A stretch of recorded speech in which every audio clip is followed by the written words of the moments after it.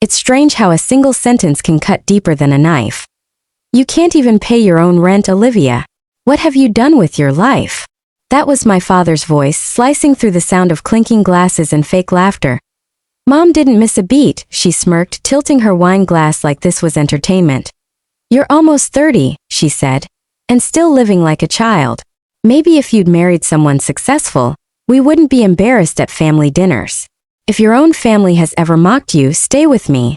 'Cause this isn't just a story. It's a reckoning. The room went quiet for a moment, but then my brother Dylan laughed loud enough for everyone to hear. Come on, Mom, he said. She's just figuring things out. Maybe she'll be useful by 40. His wife, Tessa, giggled, hiding her smirk behind a glass of red wine. My fingers trembled under the table. But I smiled anyway, because none of them knew what was coming. They thought I was broke, desperate, that I'd wasted my 20s chasing stupid dreams on the internet. They had no idea that for the past 2 years, I'd been quietly building something that would change my entire life. And there's two. While they mocked my little online projects, I was signing 6-figure contracts and creating something real. Something powerful. But tonight wasn't about money. It was about truth. Dad leaned back in his chair, crossing his arms, watching me with that familiar look of disappointment. You've always been the failure, he said softly. Your brother took risks. You just played it safe and stayed poor. I met his cold eyes. My voice didn't shake. Are you sure about that? The laughter stopped. Forks froze midair. Dylan scoffed. What do you even do all day, Liv? Post quotes online and call it a career. I smiled, that quiet, dangerous kind of smile that makes people nervous. Funny thing about success, I said. It doesn't always announce itself loudly. Mom frowned. What's that supposed to mean? It means, I said slowly, the person you've spent years calling useless might just be the reason this family still has a roof over its head. The color drained from Dad's face. What are you talking about? He asked as I leaned forward. Remember that loan you took last year? The one the bank approved despite your bad credit. He nodded cautiously. I'm the one who signed the final approval. For a second I thought time actually stopped. Mom's lips parted, but no sound came out. Dylan's smirk faltered. You're lying, Mom whispered. I shrugged. Check the records. Dylan laughed nervously. You? You don't even have a real job. Pretending. I said softly. You think a hobby pays for 2 offices downtown? Mom blinked fast, trying to process. You don't even have a car. I don't need one, I said calmly. I own 3 company vehicles and a delivery fleet. Dad's tone sharpened. What are you trying to prove? Nothing, I said. I'm just tired of pretending I'm small to make you comfortable. Dylan leaned closer. Then prove it. Where's the evidence? I reached into my purse and placed a set of silver keys on the table. That's for the new house, I said. Mom frowned. What house? Correction, I said, tilting my head. A mansion. 5 bedrooms. Lakeview. Paid in full. Their faces fell in unison. Remember when you said no one in this family would ever rely on me? I asked. Turns out you already have. You expect us to believe this? Dylan snapped.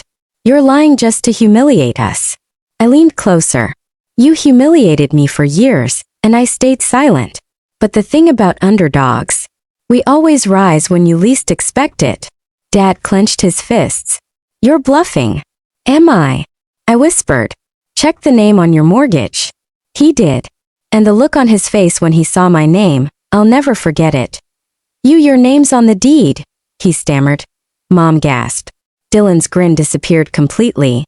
How did you even get that kind of money? I smiled faintly. The app one built 2 years ago? It just passed 1 million users last month. Every transaction earns me a cut. Mom's eyes widened. 1 million? Yeah, I said quietly. While you were laughing, I was working. Dylan scoffed. You've always been dramatic. I unlocked my phone, opened my banking app, and slid it across the table. The number on the screen made them all go silent. Dad's voice cracked. How could you keep this from us? Because when I had nothing, you laughed. When I tried, you called it stupid. You don't get to demand honesty now. Mom's voice trembled. We were just trying to push you to do better. By calling me worthless? I said quietly. You didn't push me. You broke me. And that's how I learned to rebuild myself from the ground up. Tessa finally spoke. If you're doing so well, why are you rubbing it in? Why embarrass us? I turned to her. Because this dinner was never about family. You invited me to mock me again. But tonight I'm ending that. Dad's tone turned cold. You think money makes you better than us? No, I said, standing. It makes me free from you. The room went still. Mom's voice cracked. Olivia, wait. I turned. You said I was a burden. Yet you're sitting in my house, eating food I bought, calling me useless. Her lips trembled. Dinner's over, I said softly as I walked toward the door. Dad's voice broke behind me. Wait. We need to talk. I paused. Now you want to talk? Funny how that happens when you realize who's really in control. I stepped into the cold night air, free for the first time in my life.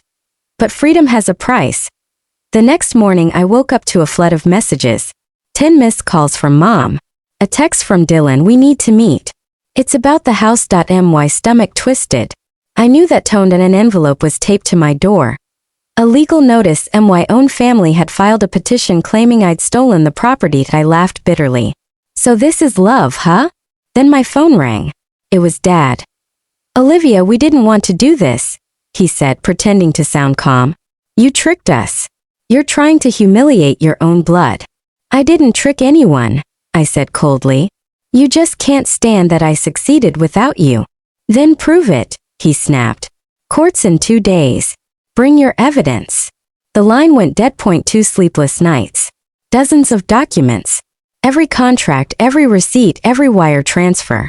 My lawyer Mason told me, they're bluffing. Don't worry.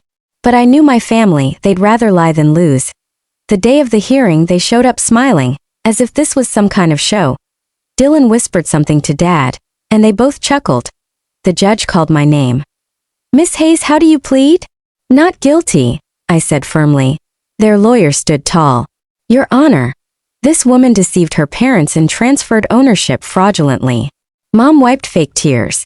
Dad nodded solemnly. It was disgusting. When it was our turn, Mason stood up calmly. Your Honor, we can prove in 10 seconds that my client owns this property legally. He opened a folder and held up the purchase deed. Full payment from my verified business account. Then he pulled out another paper. And this, he said, turning to my father, is the letter you signed thanking your daughter for saving your mortgage. Dad went pale. I don't recall. Would you like to see the video proof? Mason asked, smiling faintly. The courtroom gasped as the clip played. Dad shaking my hand, thanking me for saving the family home. The judge slammed his gavel. Mr. Hayes, you lied under oath. Mom's face drained of color. Dylan's jaw tightened. This doesn't prove anything, he shouted. Oh, it does, Mason said. Because we also have evidence that you tried to forge a new ownership document last night. The courtroom erupted in whispers. Dylan froze. Case dismissed, the judge declared. Property belongs to Miss Hayes. I suggest the rest of you leave her alone. Outside, sunlight hit my face like a second chance. Mason smiled. You handled that like a pro. I shook my head. No. I just stopped letting them write my story. My phone buzzed. A text from Dad. We just wanted you to come home. I stared at it for a long moment. Then I deleted it. Because some homes aren't worth returning to. That night they called me useless. But today the world saw who really held the power.